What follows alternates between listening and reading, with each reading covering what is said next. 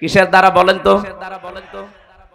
বাংলাদেশে বিশেষ করে আমি তো এ দেশের প্রায় থানায় 630টা থানায় আমি গেছি, আমি দেখেছি একটা জিনিস ঝামেলা আছে এই দেশে, এদেশে আর ভারতে। আমরা এই রবিউল আউয়াল মাস আসলে নবীর মহব্বতে এমন অবস্থা তৈরি হয়ে যায় আমাদের, বিশেষ করে চট্টগ্রাম আর সিলেটের মানুষের। এরা আয়াত পড়ে বেশিরভাগ সূরা মায়েদার এই 9 নম্বর আয়াতটা, 15 নম্বর আয়াতটার শেষের অংশটা বেশি পড়া হয়। কদ জাকুম মিনাল্লাহি নূরুন ওয়া কিতাবুম মুবিন, অবশ্যই আল্লাহর পক্ষ থেকে তোমাদের কাছে এসেছে স্পষ্ট নূর, কিতাব। এখানে তারা ব্যাখ্যা করতে গিয়ে আমি দেখেছি বিশেষ করে চট্টগ্রাম আর সিলেটের মানুষেরা তারা বলতে চায় এখানে নূর মানে মুহাম্মাদুর রাসূলুল্লাহ আর কিতাব মানে কোরআন শরীফ।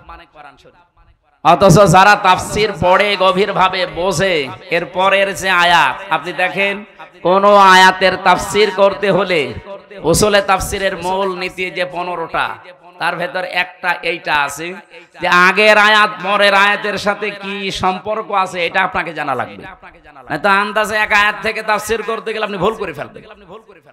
এটা মূল নীতির ভেতরে পড়ে।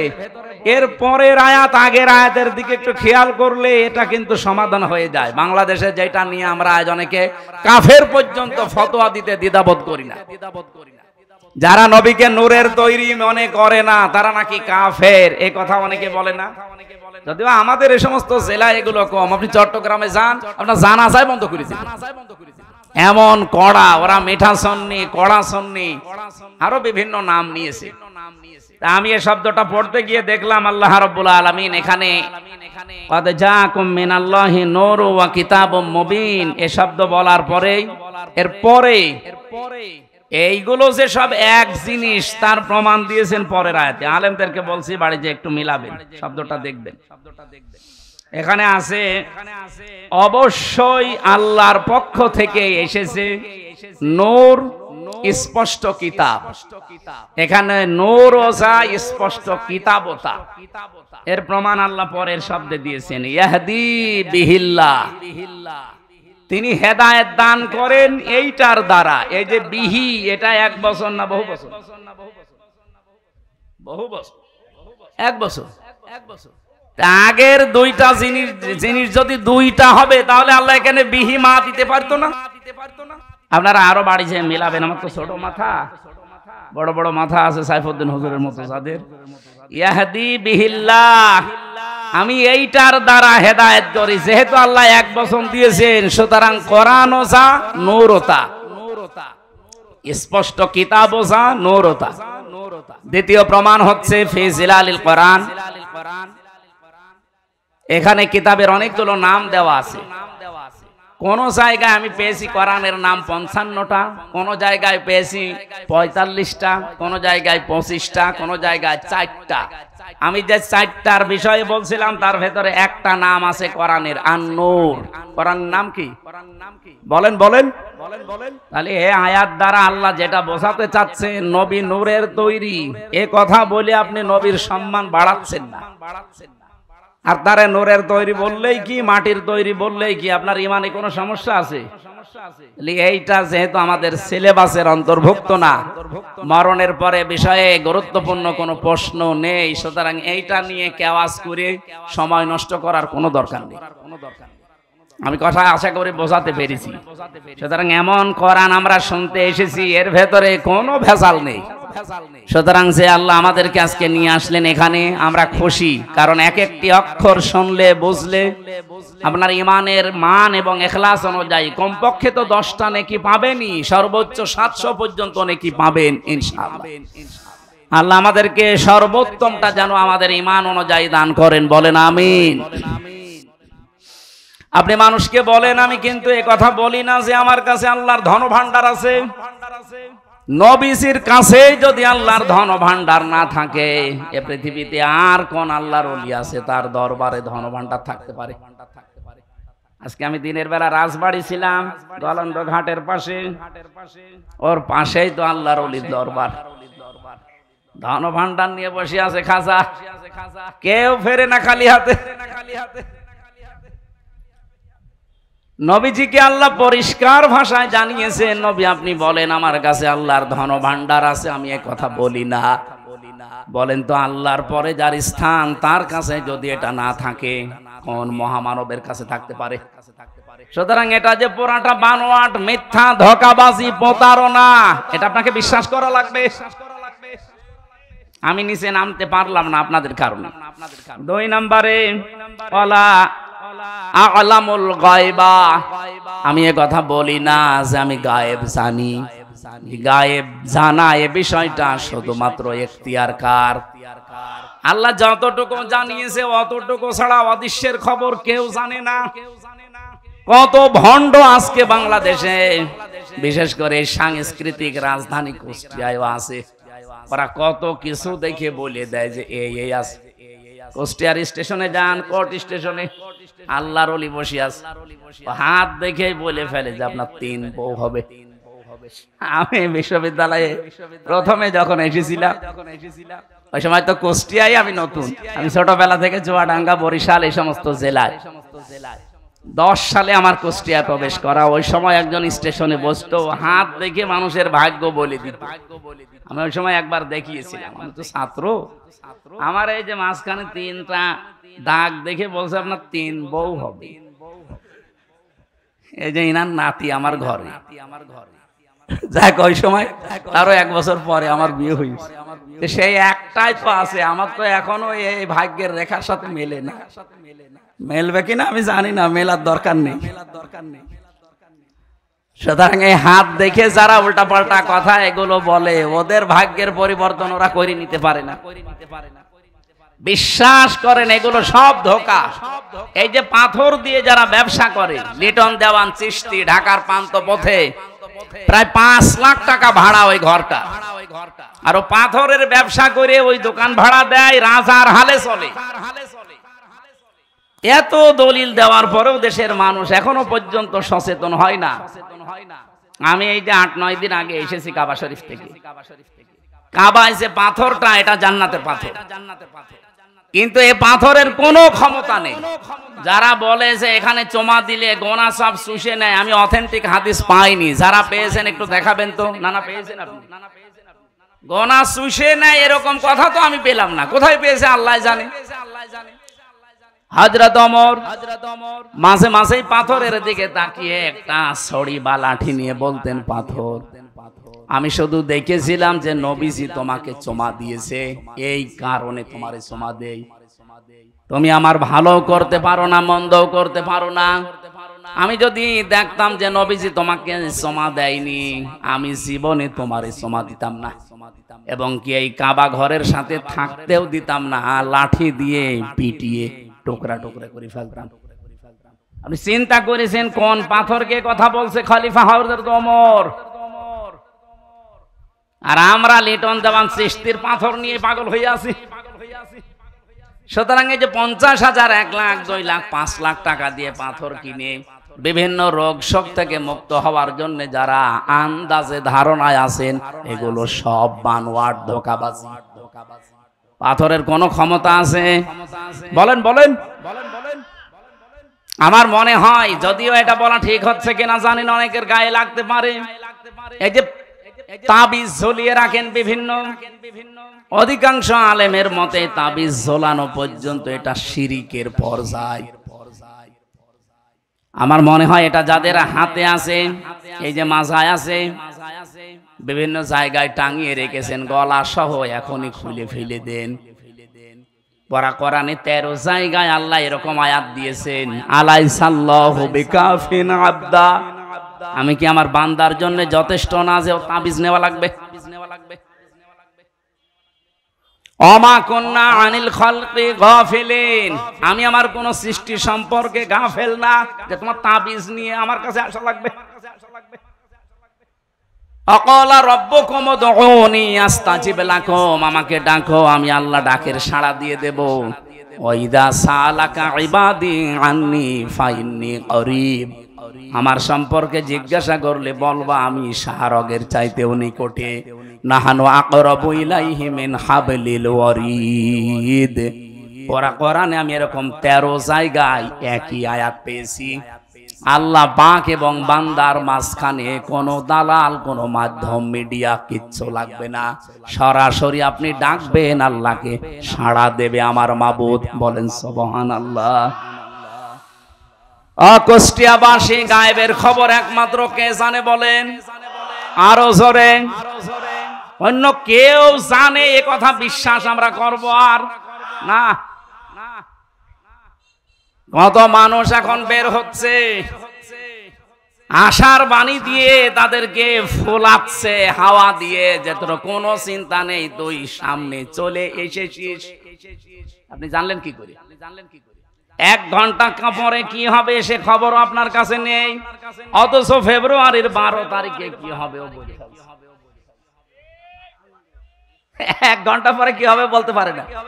ফেব্রুয়ারির 12 তারিখে কি হবে ও অলরেডি চোখ বন্ধ করে সব বলে দিয়েছে। আর ওরা এই কথা শুনে আবেগে লাফাচ্ছে যে না, এত বড় বুজুর্গ যখন বলেছে হলেও হতে পারে। আল্লাহ কড়া ভাষায় দিয়েছেন, সাবধান। আপনি বলেন যে ওয়ালা আলামুল গায়বা, আমি গায়েবের কিচ্ছু জানি না। তাফসিরে ফি জিলালিল কোরআনে সাইয়্যিদ কুতুব রাহমাতুল্লাহ আলাইহি লিখেছেন, ওয়ালা আলামুল গায়বা দিয়ে আল্লাহ রাব্বুল আলামিন নবীকে এই কথা বলতে বলেন যে আপনি বলেন আমি গায়েবের কিঞ্চিত জানি না। আল্লাহ যদি কিছু জানায় সেটা ভিন্ন কথা। 3 নম্বরে ওয়ালা আকুলু লাকুম ওয়ালা আকুলু লাকুম ইন্নী মালাক, আমি এই কথা বলি না যে আমি ফেরেশতা। এই কথাগুলো নবীর শানে, যেহেতু এ মাস আসলে বিভিন্ন মানুষ আবেগে আন্দাজে চালিয়ে দিতে পারে, আরো বিভিন্ন জিনিস চালিয়ে দেয়। আল্লাহ পাক এগুলো আমাদেরকে জানিয়ে এই কথায় প্রমাণ করতে চেয়েছেন, নবী আপনি বলেন হ্যাঁ আমি তোমাদেরকে কি শোনাই তোমরা জানো, ইন আত্তাবিউ ইল্লা মা ইউহা ইলাইয়া, আমি শুধুমাত্র অনুসরণ করি যতটুকু আল্লাহ আমাকে ওহী করে জানায় অতটুকু।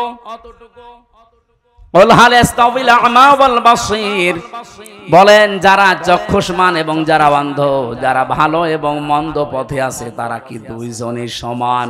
আফালা তাতাফাক্কারুন, এরপরেও কি তোমরা চিন্তা ভাবনা করবা না? এতটুকু বাংলা অর্থ ছিল। এবার আসেন তো, যেহেতু সিরাতের মাস আরম্ভ হয়েছে, নবীজির জন্মের মাস আসে, আমরা সিরাত মাহফিল দিয়ে থাকি, মিলাদ মাহফিল দিয়ে থাকি। বাংলাদেশের কুষ্টিয়া, চুয়াডাঙ্গা, মেহেরপুর এই অঞ্চলের এই 22-23টা জেলা বাদ দিয়ে অন্যান্য জেলাগুলোতে যে আপনি যদি মিলাদের বিরুদ্ধে শক্ত কথা বলেন, স্টেজে আপনাকে অপমান করে ফেলবে। অথচ সেই কথাটা আমরা সঠিকভাবে তুলে নিয়ে আসতে চাই, ওইটা আমাদের বলতে দেয় না। মিলাদ এবং সিরাত এই দুইটা শব্দ, আমি সেদিন ওই যে ভার্সিটির আগে কোন জায়গায় যেন একটা টাচ দিয়েছিলাম যে এই পৃথিবীর ময়দানে শ্রেষ্ঠ মানুষ যেহেতু মুহাম্মদুর রাসূলুল্লাহ, তার জন্ম বৃত্তান্ত নিয়েও যদি আপনি আলোচনা করেন, যেটা মিলাদ নামে আমরা মনে করি, মিলাদ মানে ওয়ালাদুন থেকে, এটার বাংলা অর্থ জন্ম বৃত্তান্ত।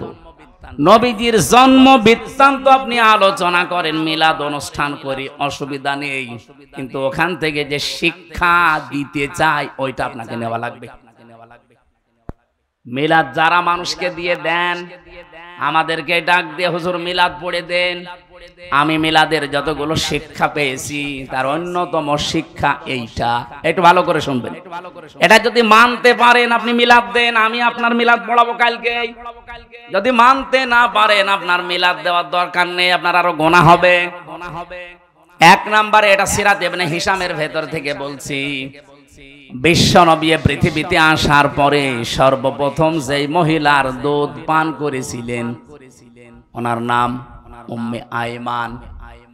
দ্বিতীয় যে মহিলার দুধ আল্লাহর নবী তার আপন মা বাপ দিয়ে পান করেছিলেন, এই মহিলার নাম হযরতে হালিমাতুস সাদিয়া রাদিয়াল্লাহু তাআলা আনহা। সিরাত ইবনে হিশাম, এই মহিলা এসে যখন নবীকে কোলে তুলে নিয়েছে, ডান স্তন দিয়েছে, তিনি পান করলেন, বাম স্তন মুখে লাগিয়েছে, উনি মুখ বের করে নিলেন। হযরতে হালিমা বলেন 1 বার 2 বার 3 বার তার মুখে আমি স্তন দিলাম, 3 বার তিনি বের করে দিলেন। চোখের ইশারা দিয়ে আমাকে জানাতে চাই, মা হালিমা জোর করেন কেন?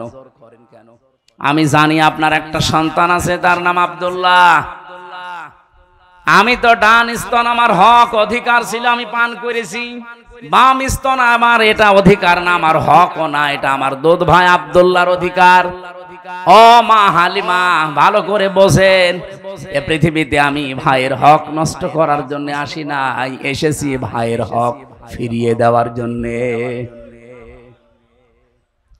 মিলাদের আমি প্রায় 27টা শিক্ষা বের করতে পেরেছি, তার ভেতরে এইটা একটা, যে নবী মায়ের কোলে বসে ভাইয়ের হক ফিরিয়ে দেয়, নষ্ট করে না, সেই নবীর উম্মতে রবিউল আউয়াল মাস আসলে মিলাদ দেয় একদিকে, আর একদিকে ভাইয়ের হক মারার জম।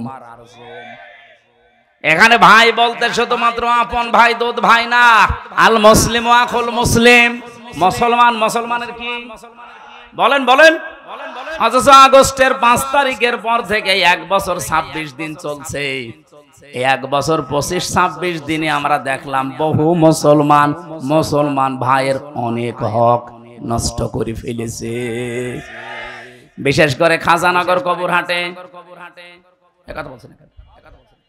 কত মানুষ এই জায়গাতে দেখলাম, হাজার হাজার লক্ষ লক্ষ কোটি টাকা তারা অলরেডি শুধু চাঁদাবাজির মাধ্যমে, অথচ চাঁদাবাজি করে এই টাকা দিয়ে আবার এই রবিউল আউয়াল মাস আসলে আমারে ডাক দিয়ে বলে হুজুর মিলাদ পড়ি। কিসের টাকা? চাঁদাবাজির টাকা। বিশ্বনবী মায়ের কোলে বসে ভাইয়ের হক নষ্ট করে না, আর আপনি এত বড় হয়ে গেছেন রবিউল আউয়াল মাসে মিলাদ দেবেন। কি কি দিয়ে মিলাদ দিচ্ছেন? একটা একটা করে যদি এখন নিচে নামা হয়, আমার মনে হয় আমি সবাই ধরা খেয়ে যাব। দরকার নেই, অন্তত এদিক ওদিকে 5 কেটে চলে যায়। এবার আমার প্রশ্ন, এই পৃথিবীতে বিশ্ব নবী আসার পর থেকে আজকের এই দিন পর্যন্ত বহু মানুষ নবীর শুধু মিলাদ জন্ম এইটা মেনেছে, খুশি হয়েছে, বেজার হয়েছে, কিন্তু নবীর আদর্শ যেটা, সিরাত যেটা, তার জীবনী যেটা, শুধু জন্ম বৃত্তান্ত না, তার জীবনী, এই কথাগুলো যখনই তাদেরকে মানতে বলা হয়, এ মানুষগুলো শুধু মিলাদ মানতে রাজি, সিরাত মানতে রাজি না। মাথা থেকে পা পর্যন্ত হয়তো আছে, পরিবারের দিকে তাকালে আপনার অনুসরণ আর নবীর মতো হয় না। পর্দা যে একটা ফরজ বিধান, এই জায়গায় অনেকের কিন্তু খামখেয়ালিপনা। কথা বলছেন না কেন? পরিবারের দিকে, সমাজের দিকে তাকান, রাষ্ট্রের দিকে তাকান, অর্থনীতির দিকে তাকান, রাজনীতির দিকে তাকান, একটা একটা করে যত জীবন আছে, কোন জায়গায় আপনার পূর্ণাঙ্গ অনুসরণ হচ্ছে আপনি নিজের বিবেকের কাছে প্রশ্ন করেন। তাহলে আমার আল্লাহর প্রশ্ন ছিল, তোমরা যদি অনুসরণ করো নবীকে আংশিক, বলেন বলেন বলেন বলেন, বাস্তবে তো আমরা বহু দেখেছি যারা আংশিক অনুসরণ করেছে, তারা আল্লাহর এই ঘোষণা ছিল ইউহিব্বুকুমুল্লাহ, নিজে আল্লাহ তাদের ভালোবাসবেন, ওয়া ইয়াগফির লাকুম যুনুবাকুম, আল্লাহ শুধু ভালোবেসে শেষ করে দেয় না, তাদের মাফ করে দেয়। কতটুকু? জামবুন না যুনুব, বহু বছর। আপনার একটা গুনাহ আল্লাহ রাখবেন আর সব মাফ করে দেবে, যদি আপনি নবীকে অনুসরণ করার সিদ্ধান্ত নিতে পারেন, আংশিক না পূর্ণাঙ্গ। এ পৃথিবীতে বহু মানুষকে আমরা বললাম তারা আংশিক অনুসরণ করেছিল। আব্দুল্লাহ ইবনে উবাই, আপনি দেখবেন ওর পুরা জীবনী পড়ে আমি শুধু একটা ভুল পেয়েছি, বাকি কোন জায়গায় আমার দৃষ্টিতে ভুল ধরা পড়ে নাই। একদিন মসজিদে নববীতে নবীজি বললেন, আল্লাহর কাছে 2টা নাম প্রিয়, একটা আব্দুল্লাহ আর একটা আব্দুর রহমান। ও পেছন দিক থেকে দৌড় দিয়ে বাড়িতে যেয়ে নিজের নাম পাল্টিয়ে রেখেছে আব্দুল্লাহ। ছেলের নাম পাল্টিয়ে দিয়েছে আব্দুল্লাহ, নাতি ছেলে ছিল তাও পাল্টিয়ে দিয়েছে তুইও আব্দুল্লাহ, বাবার নাম পাল্টিয়ে দিয়েছে আব্দুল্লাহ, 14 বংশ সব আব্দুল্লাহ। এবার আমার প্রশ্ন, নবীর কথা শোনার পরে মানতে দেরি করেছে কয় মিনিট? কি অনুসরণ করতো আপনি বলেন? শুনতে দেরি, মানতে দেরি ছিল না। কিন্তু এই লোকটা উহুদের ময়দানে যাবার সময় নবীজির পেছন দিক থেকে 300 মানুষ নিয়ে ভেগে গিয়েছিল। আমাদের দেশে এখন বদর, উহুদ, খন্দক নেই, কিন্তু সামনে আমার মনে হয় এই দেশে দ্বীন ইসলাম থাকবে না, সেজন্য বদরের ময়দান উহুদের ময়দানের মতো আসতেছে। এখান থেকে কেউ যদি ভেগে যান, আপনারও আব্দুল্লাহ ইবনে উবাইয়ের মতো জানাজা পড়ালেও কিছুই হবে না। না বোঝার ভান করে আছেন কারা? দিকে হাত তোলেন তো। আমি জানি আপনি বুঝে ফেলেছেন। সামনে যে দিন আসতেছে দেশে, একটা ইসলামের পক্ষে, একটা ইসলামের বিপক্ষে। বদরের ময়দানে একদল ইসলামের পক্ষে ছিল, আর একদল ইসলামের বিপক্ষে ছিল। বদর আমরা দেখিনি, কিন্তু সামনে বদর, উহুদ আসতেছে। উহুদের ময়দান থেকে আব্দুল্লাহ ইবনে উবাই যেমন 300 লোক নিয়ে ভেগে গিয়েছিল, আজও অনেকেই বিভিন্ন কায়দায় মানুষকে ভেগিয়ে নিয়ে যাওয়ার চেষ্টায় আছে। কুষ্টিয়াতে নেই, আপনি যদি যারা ভাগাতে চায় তাদের ভেতরে পড়ে যান, আপনি মরে যান, আপনার জন্য আমির হামজা না, কাবার ইমাম এসে জানাজা পড়ালেও কিছু হবে। ওই দিন নবীজি নিজে জানাজা পড়িয়েছে এই লোকটার। 22 জন সাহাবী কাতার সোজা করে জানাজা চলছে। হযরত ওমর শুধু বলছে, না আমি জানাজায় যাব না, কারণ ওই লোকটা 300 লোক নিয়ে ভেগে গিয়েছে। এতটুকু শেষ। নবীজি বলেন, আমাকে আল্লাহ এখনো নিষেধ করেনি জানাজা পড়তে, দোয়া করতে, সুতরাং আমি করব। নিজের জামা মোবারক খুলে বললেন, ওর জানাজার কাফন বানিয়ে দেন, কবর খুঁড়ে নিজের হাতে লাশ রাখবেন, জানাজার নামাজ পড়ে। আমি তাফসীর থেকে বলছি, এটা আধুনিক তাফসীর যেগুলো আছে আপনি দেখবেন, মুফাসসির বর্ণনা করেন হযরতে ওমর শুধু যায়নি, বাকি 22 জন সাহাবী কাতারে দাঁড়িয়ে আছে। প্রথম তাকবীর দেওয়ার পরে ফেরেশতা জিবরাইল এসে সূরা তাওবার 80 নাম্বার আয়াত নিয়ে হাজির। ইস্তাগফির লাহুম আওলা তাস্তাগফির লাহুম ইন তাস্তাগফির লাহুম 70 মাররাতান। এ পর্যন্ত শেষ আয়াত, কিন্তু এখনো শেষ হয়নি। আমি আলেমদেরকে বলছি একটু ভালো করে মিলান তো। জিবরাইল এসে এ পর্যন্ত বলার পরে দাঁড়িয়ে গেছে, আর কথা বলে না। হে নবী, আপনি এই লোকটার জন্য ক্ষমা চান আর না চান, জানাজার নামাজ পড়ান আর না পড়ান, এর জন্য আল্লাহর কাছে মাফ চান আর না চান সমান হবে। এমনকি যদি 70 বারও ক্ষমা চান। এ পর্যন্ত বলার পরে নবীজি বলেন, আমার মনের ভেতরে একটা আশঙ্কা এসেছিল, আকাঙ্ক্ষা এসেছিল যে 70 মাররাতান আছে, যে 70 বার ক্ষমা চাইলে আল্লাহ মাফ করবে না। আমি এই লোকটার জন্য 71 বার ক্ষমা চাবো। আল্লাহ তার 71 বারের কথা দেয়নি, 70 বারের কথা যখন দিয়েছে, আমি 71 বার ক্ষমা চাবো, তাহলে তো মাফ হবে। সঙ্গে সঙ্গে জিবরাইল এই কথা মনে মনে বলতে দেরি, ফেরেশতা জিবরাইলকে আল্লাহ বলেন যে পরের অংশটুকু শুনিয়ে দেন, ফালাইয়াগফিরাল্লাহু লাহুম।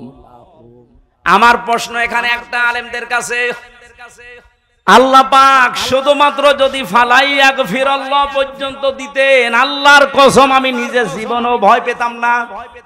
আমার ভয়ের কারণ হচ্ছে শেষে এই হোমটা, এটা বহু বচন, এটা জমির।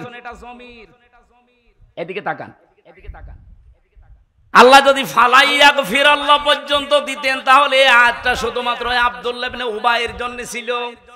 কিন্তু যখনই হোম দিয়েছেন, তখন হামজা ওর ভেতরে আছে, এ তারিকুর রহমানও আছে।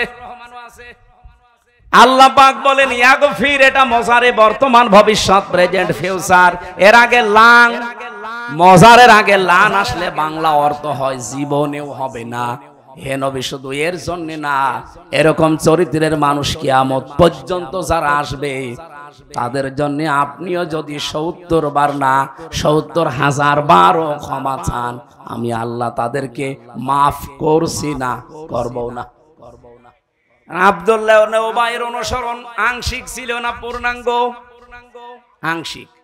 পুরা জীবনে শুধু একটা জায়গায় আমি ঝামেলা পেয়েছি, উহুদের ময়দানে 300 মানুষ নিয়ে ভেগে গিয়েছিল। ওর রাজনৈতিক জীবনে বিশ্ব নবী ওর আদর্শ ছিল না, বাকি জীবনে ছিল। রাজনৈতিক জীবনে ওর নেতা ছিল আবু জেহেল। আপনি এবারে আয়াতটা বাংলাদেশের সাথে মিলান তো। এদেশে যে 192 জন আমরা মুসলমান, আমার মনে হয় শুধু ওই মুসলমানই দেওয়া আছে, এই মুসলমানই।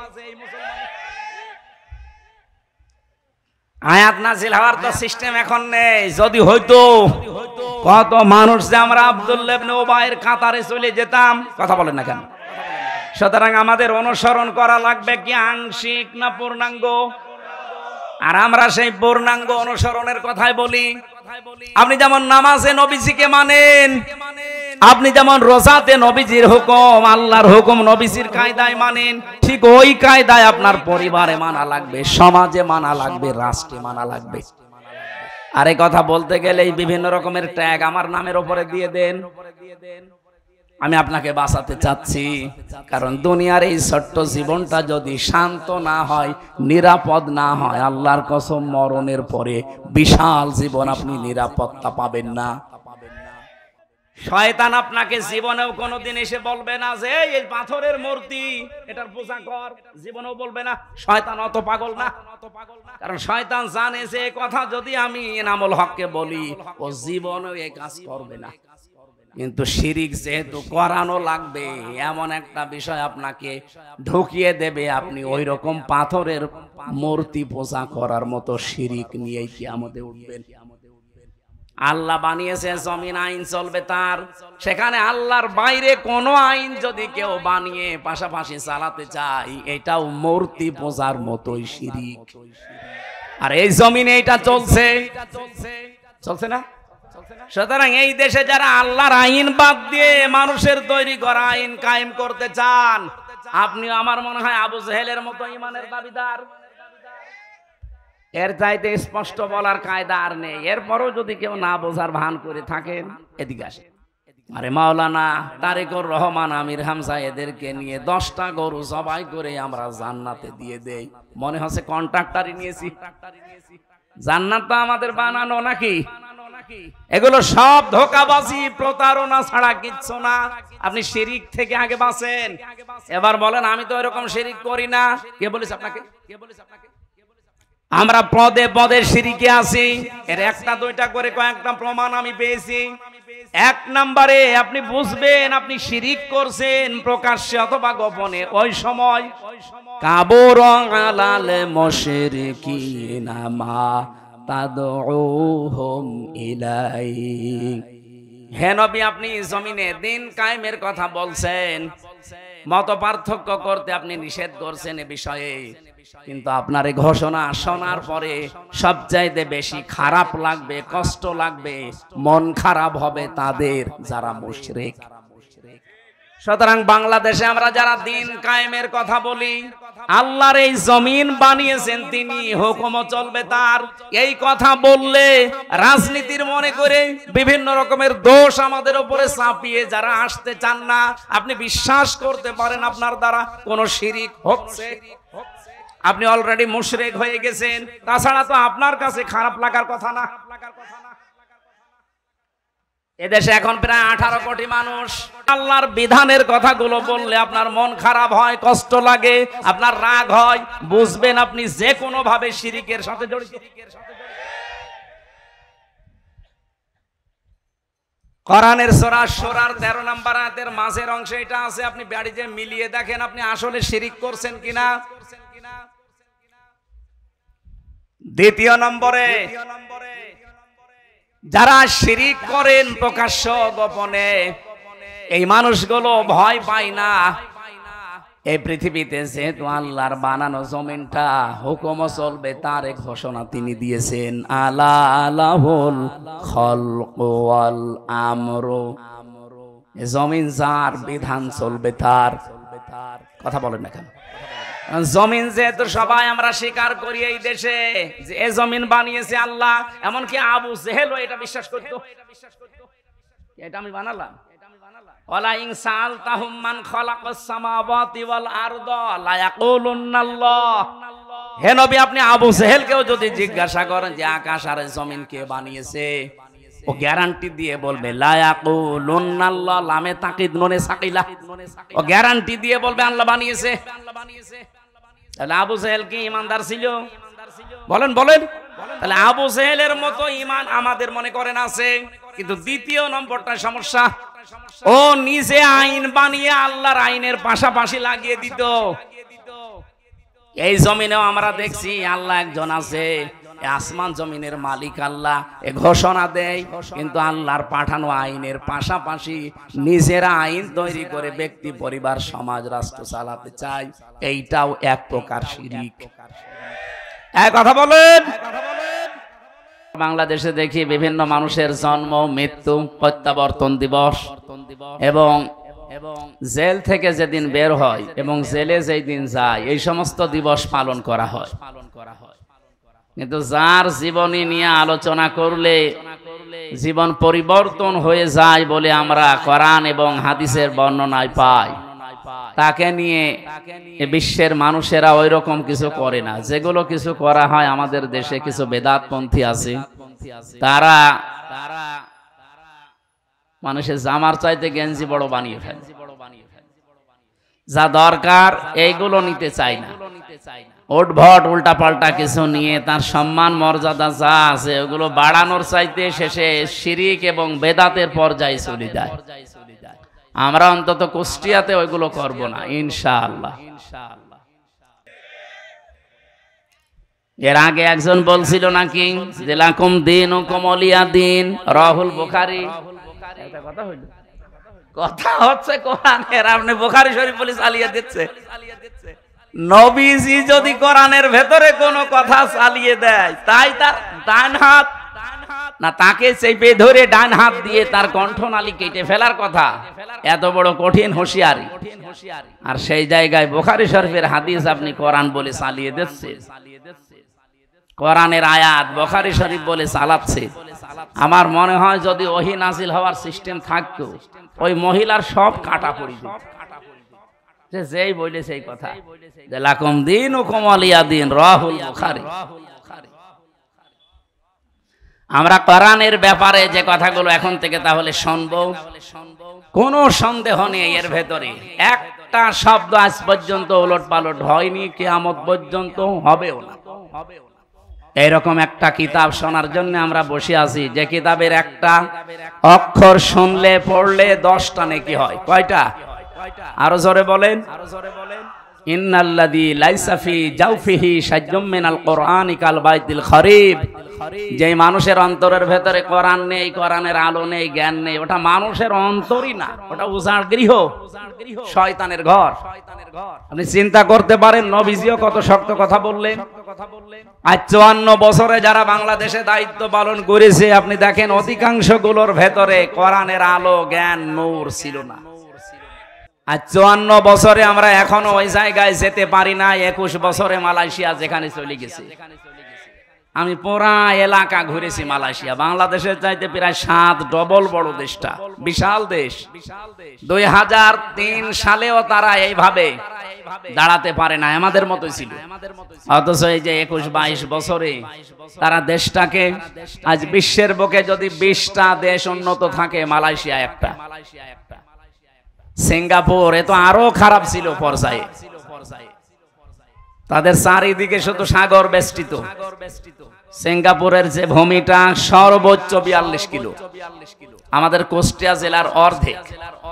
এতটুকু একটা জায়গা, আমার মনে হয় এদিকে বিশ্ববিদ্যালয় থেকে শুরু করে খুব বেশি হলো খোকসা পর্যন্ত, এই যে এতটুকু একটা দেশ। তামাম পৃথিবীতে যদি 10টা দেশ আপনাকে গণনা করা লাগে উন্নত, তাহলে সিঙ্গাপুর ধরা লাগে। আপনি টের পাচ্ছেন তারা মাছ ধরে খেত। এই যে জেলে বলে না বাংলায়, মাছ ধরে খায়, এদের কি বলে? জেলে। ওরা ওই ছিল। পুরা মালয়েশিয়ার যত ময়লা সব ভাগাড় হিসাবে তারা ব্যবহার করতো এলাকাকে। এই যে মাছ এবং গরু, ছাগল, মহিষ এগুলো জবাই করে করে রক্ত, এই ময়লাগুলো সব এখানে ফেলা, এই জায়গা ছিল সিঙ্গাপুর। তো তারা আজ সততার কারণে, তাদের তো আর ঈমান নেই। 100 জনের 95 জন তারা অমুসলিম, মাত্র 5 জন মুসলমান সেখানে। কিন্তু দাঁড়িয়ে যাওয়ার পেছনে আমি কারণ দেখেছি শুধু তাদের সততা, এবং তারা মানুষকে ধোঁকা দেয় না। আমরা এই দেশে এই দুইটা জিনিস যদি এস্টাবলিশ করতে পারি, যে এই দেশে আমরা যারা আসবো সামনে সততা নিয়ে আসতে চাই, আর সততা তৈরি হয় পৃথিবীতে উৎকৃষ্ট মানের সততা এই কোরআনের জ্ঞানের দ্বারা।